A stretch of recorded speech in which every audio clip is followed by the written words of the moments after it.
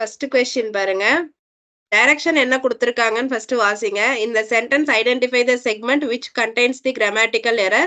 If the sentence contains no error then choose no error. சரிங்க. First one பாருங்க. We padded the seat of chair with camel hairs to make it soft. இப்போ இந்த இடத்துல error வந்து எங்க இருக்கு அப்படின்னு பாத்தீங்கன்னா, எரர் வந்து ஹேர்ஸ்ல இருக்குங்க. இங்க கேமல் ஹேர்னு சொல்லணும். நம்மளே பாருங்க, எனக்கு ஜாஸ்தி ஹேர் ஃபால் இருக்கு அப்படின்னு தான் சொல்லுவோமே ஒழிய ஹேர்ஸ் ஃபால் இருக்கு அப்படின்னு சொல்ல மாட்டோம். சரிங்களா?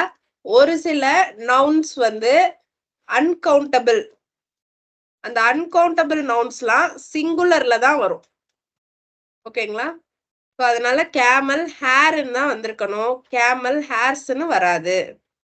So you have got a whole week to yourself and you can read to your heart's contents அப்படின்னு இருக்கு. சரிங்களா? அதாவது ஒரு ஃபுல் வீக்கும் உனக்காண்டியே இருக்கு. ஸோ மனசு என்ன சொல்லுதோ அதைப்படி நீ கேட்கலாம் அப்படின்னு சொல்றாங்க. ஸோ ஹார்ட்ஸ் கண்டென்ட்னு சொல்லணும். அதாவது ஹார்ட் விருப்பப்படுறத மன நிறைவா அந்த கண்டென்ட் இதுங்க. கண்டென்ட்ஸ் அப்படின்னா இன்கிரீடியன்ட்ஸ்னு அர்த்தம். அதாவது அதுக்குள்ள இருக்கிற காம்பனன்ட்ஸ். ஓகேங்களா? அதனால இதுக்கு ஆப்ஷன் டி. ஃபர்ஸ்ட் ஒனுக்கு வந்து ஆப்ஷன் சி.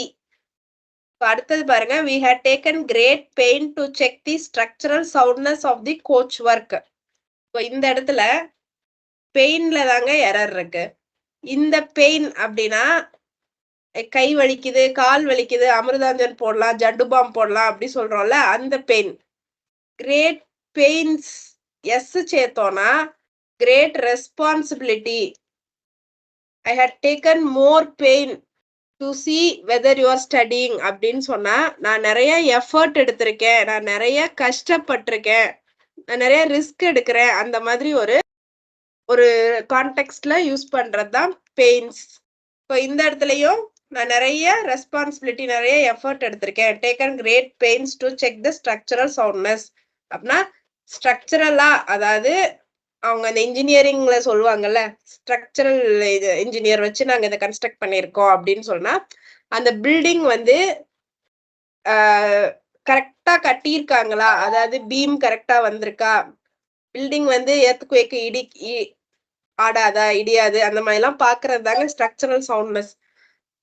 கட்டடத்தோட அமைப்பு கரெக்டா இருக்கான்னு. Structure of the coach work. இந்த இடத்துல வந்து பில்டிங்க்கு பதிலா கோச் ஒர்க். கோச் ஒர்க்னா நம்ம ரயில்வே கோச் இருக்குல்ல, அதை வந்து இந்த மாதிரி செக் பண்ணியிருக்காங்க. அங்க வந்து ஓட்டை இருக்கா, கரெக்டா பத்த வச்சிருக்காங்களா, போல்ட் கரெக்டா போட்டிருக்காங்களா, நட்டு கரெக்டா போட்டிருக்காங்களா, அந்த மாதிரி பாக்காங்க.